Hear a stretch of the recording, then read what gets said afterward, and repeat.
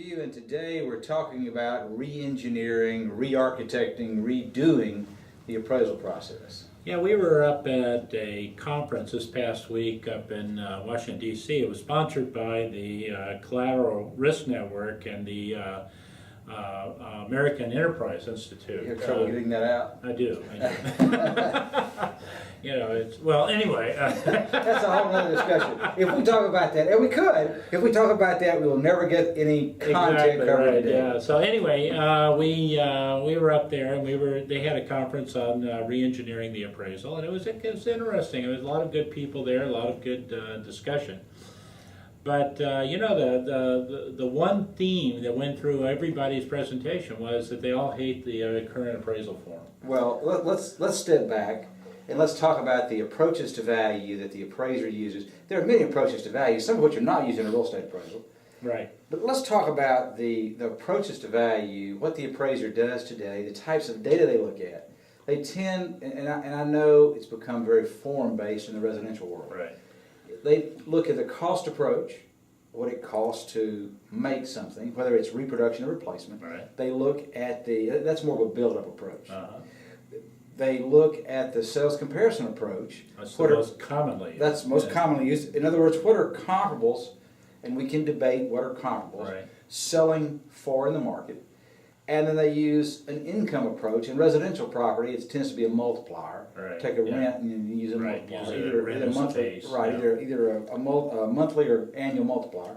And so let's talk about each of those and what is the general criticism, the prevailing themes, and what needs to be redone to re-engineer the appraisal process. Well, I mean, first of all, the income approach and the construction approach, cost approach, have simply fallen out of fashion. They're hardly ever used anymore. Unless they're very unique properties. Right, you know, or maybe for a different purpose, but in terms of residential lending, it's almost all the comparable approach. And we have seen the income multiplier come back in some markets where there are a lot of rentals. Yeah, but you know, the problem is that when you use the comparable approach, what you're doing is essentially riding whatever wave that's out there. And we had a big bubble, and so that basically rode that bubble all the way up and then rode it down. For our listeners out there, to be truly a comparable, a property has to have been under contract and a transaction actually closed. Right. And so money or other consideration change hands. And so it by its very nature is backward looking. Right. And it's basically reflecting what the current state of that market is. And essentially that's what many lenders wanted appraisers to do, is to say, okay, what is the current market value for that appraisal? It's like property? driving, looking in the rearview mirror. Right. And I'm not too good at that myself. Driving or looking in the rearview mirror? Either one. Okay. So, but yeah, I mean, so it's a problem, and so you're never going to be able to anticipate where the market is headed. You're only going to be able to anticipate where it was or where it is now. Well, it may not just be anticipated. Maybe you may have been trying to describe Right. where it's been. So what do you think about the listings? Bringing listings in. That's Well, looking I mean, forward. yeah, listings look To forward. maybe discount the sales price. But you know, when people are getting ready to sell their house, how do they determine what the listing's going to be? They look at what has happened in the past. You know, what did my neighbor sell it for? And so I want to sell it for more than that. because mine's better, So, yeah, exactly. nicer, cleaner, And bigger. so, you know, what we saw was a lot of examples of properties where, in markets where we had these huge bubbles. Everybody knows about the bubbles. But one of the things that we looked at in comparing those bubbles is to a baseline is to look at what happened to rentals during that same period of time. We did not see the bubbles in rentals. And so the difference between what the people are paying for rent and what they're paying for purchasing is a speculative component of that. Well, there's a consumption component to your house. Right. You have to live somewhere, and that component is consumption. Economists, if I may appropriate the term, use owner equivalent rent as what the consumption component. They value in a multiplier the owner equivalent rent to get a consumption component. Right, because if you compare two houses that are virtually identical, one being purchased and one being rented, they're essentially, the occupant is getting the same amenities in both cases. In Yeah. general, yes. Yes, That's I the mean- theory of it. It's not quite that way in practice. Yeah, but I mean, it's close. And so if there's a big difference in the price of those two, the difference is primarily attributed to the speculative nature of the property. So the owner of the property gets an option on the upside in the equity, basically. Exactly, right. And so if the equity accrues to the owner, then that optionality has some value to it. Exactly. Now, likewise, if it declines in value, because we never modeled it, our models didn't take that into account. It never goes down.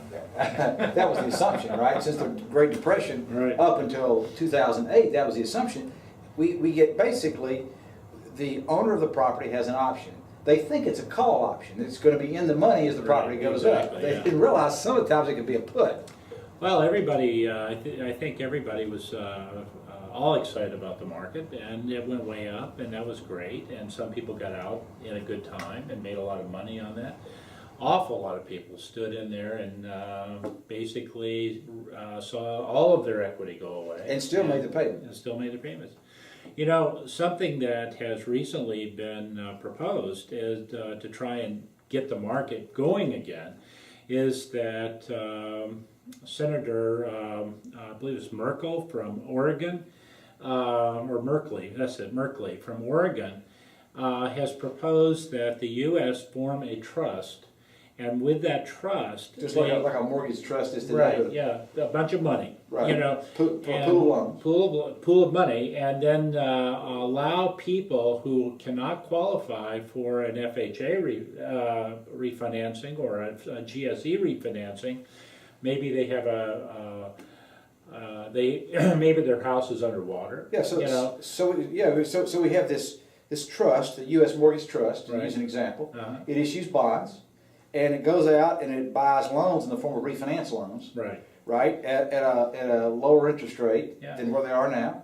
right, and everybody who is current on their loan, who's been paying their loan, would be eligible. Right. Okay, and that would take a huge number of people, allow them to refinance their house. They've been paying the mortgage payment.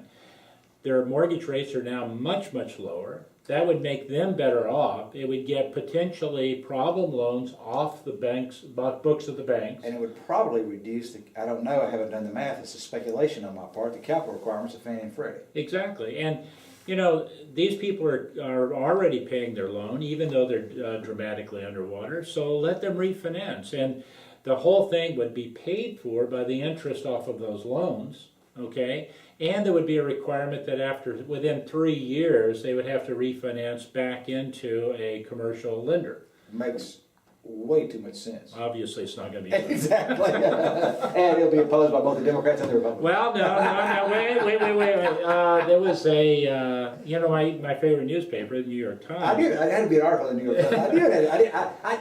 I just don't ask anymore. I just assume that's where it is. Well, if it's going to have any quality, that's where it's going to end up. I mean, it's certainly not going to be the Wall Street Journal. One's fiction and one's non-fiction. Exactly. Go ahead. Go ahead. But anyway, there was a really good article this weekend by Joseph Stiglitz, who's a very good economist at Columbia, and Mark Zandi, who's the chief economist at Moody's, talking about what a good idea that is and how much they would support doing that and what that would be for the economy. So, Well, it makes it really does make a lot of sense. And it's essentially taking the U.S. mortgage finance system and applying it to those that are underwater. exactly. And unfortunately, with GSEs, they're constrained and they can't do a lot of that. This would enable that to be done. Well, this has not re-engineered the appraisal process. We've talked about many other things. Are there one or two solutions that we could have to gems for the week to re-engineer the appraisal process? Well, I think that I guess the concern is are the appraisers being able to properly communicate the value of the property? Because they're constricted Okay. by the form? They're constricted by the form, perhaps. But honestly, I don't know that that's really been a big issue. I think that the biggest issue in the bubble was that no one expected the prices to ever go down. And I think that the mechanism that people use for the appraisal hasn't served people badly. It could be refined. But by and large, the biggest issue was how much of the price of houses was speculative and recognizing that. So maybe something as simple as asking the appraisers to provide some indication of how much the price in the market is above the owner equivalent rent would be enough information. So a consumption value and an investment component. Exactly, and just separating those out. Well, our time is up. This is FNC's Morning View. I'm Bill Rayburn with Bob Dorsey. Hope you have a Have a good fantastic morning. week, Bob. Bye-bye.